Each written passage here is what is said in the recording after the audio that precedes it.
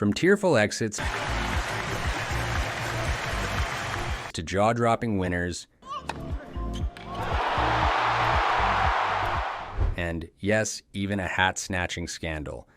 Zwłaszcza w tej konkretnym momencie, żeby coś powiedzieć. These are the must-see moments that made the 2025 US Open unforgettable.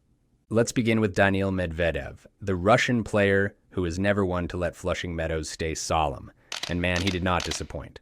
Medvedev versus New York crowds is a rivalry in its own right, and this year he turned Arthur Ashe Stadium into a WWE arena. A sarcastic wave here, a not-so-subtle gesture there, and suddenly half the crowd was booing, while the other half was egging him on like Knicks fans at a playoff game. Medvedev thrives in chaos. Some athletes need silence to focus. He seems to need hecklers to win a game. Say what you want, but he made tennis feel like primetime entertainment, complete with popcorn-worthy drama and, as expected, some serious racket abuse when his opponent eventually won the match. And speaking of popcorn, Aryna Sabalenka gave everyone a laugh during practice.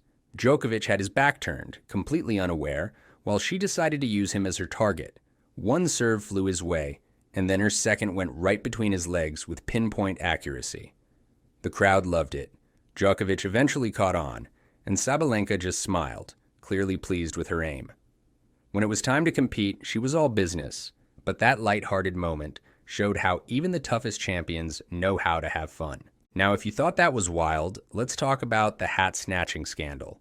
Only at the US Open could a Wall Street CEO become public enemy number one in less than 30 seconds. Here's what went down. A kid catches a souvenir hat tossed into the stands. Cute, right? New York eats that up. But then, out of nowhere, this executive in a crisp polo swoops in and snatches it right out of the kid's hands. The stadium turned instantly. Boos rained down like it was Philly, not Queens. Zwłaszcza w tej konkretnym momencie, żeby coś powiedzieć tak na spokojnie i na... The internet exploded. Within an hour, memes were flying, TikToks were trending, and the guy's face was plastered everywhere with captions like, "This year's real villain." In a city that usually cheers for ambition, this was a reminder. You can climb the corporate ladder all you want, but if you mess with kids at the Open, you're toast.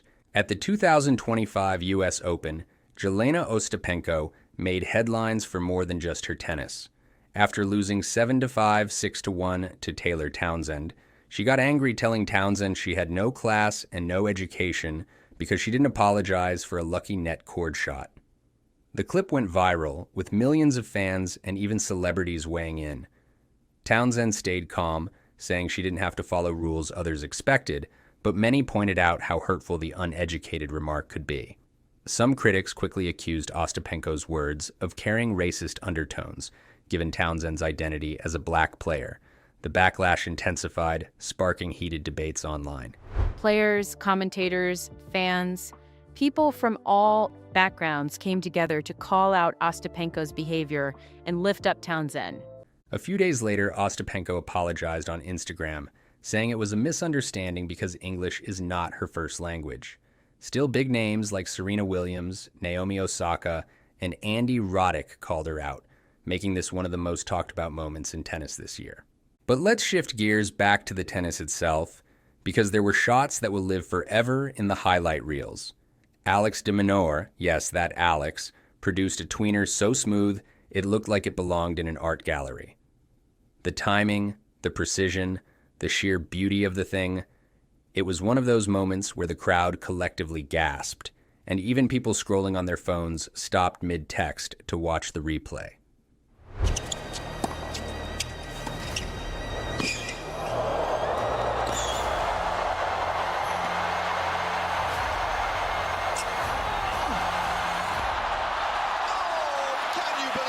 New Yorkers know timing, and Alex's tweener was perfect timing personified. And if we're talking about timing, Katie Boulter delivered her own masterclass. In round one of the 2025 US Open, Katie Boulter stunned Marta Kostyuk with a perfect drop shot that instantly became a highlight of the match. In the middle of a steady exchange, Boulter chose the moment to change pace, guiding the ball gently over the net. It clipped the tape and rolled just beyond, dying before Kostyuk could make a move. The crowd reacted immediately, appreciating the precision and control behind the shot.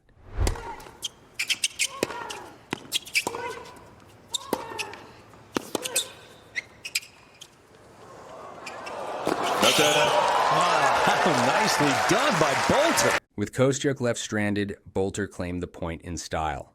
It was one of the cleanest winners of the contest and a standout moment of her performance.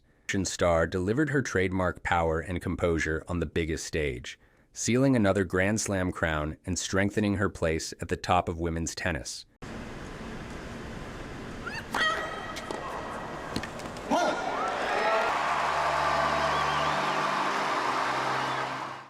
After the match, Sabalenka was seen celebrating with her team, sharing hugs, tears, and pure joy as they marked the historic victory together.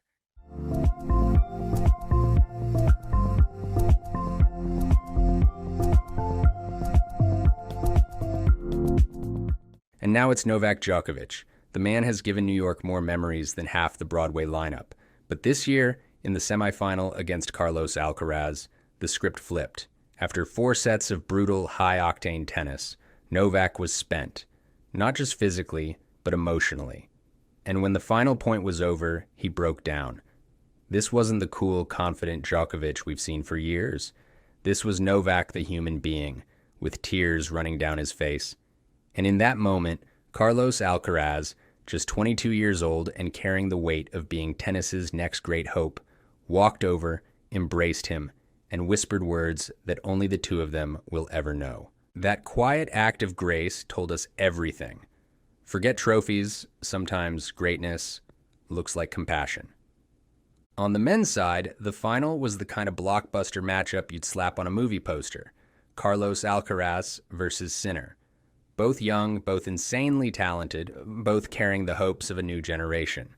And in a match full of tension, one point stood out above the rest. Tidy.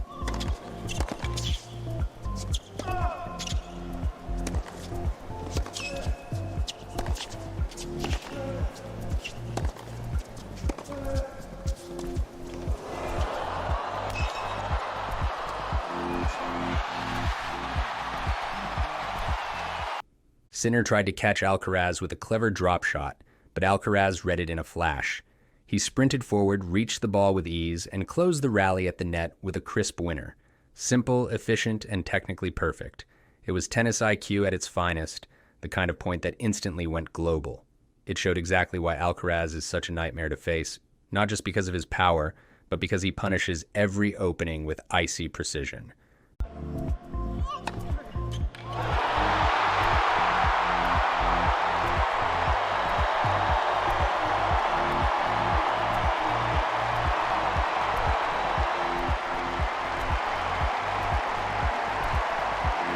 Moments like that set the tone for the rest of the match. By the time the last ball was struck, Alcaraz had not only beaten Sinner, he had claimed his second U.S. Open and 6th Grand Slam title, all at the age of 22. While most people at that age are still figuring out rent and side hustles, Alcaraz is busy building a dynasty. In New York, there was no debate left. He's not just the future, he's the present. The new King of Queens, with the crown firmly on his head. So here's to the 2025 U.S. Open.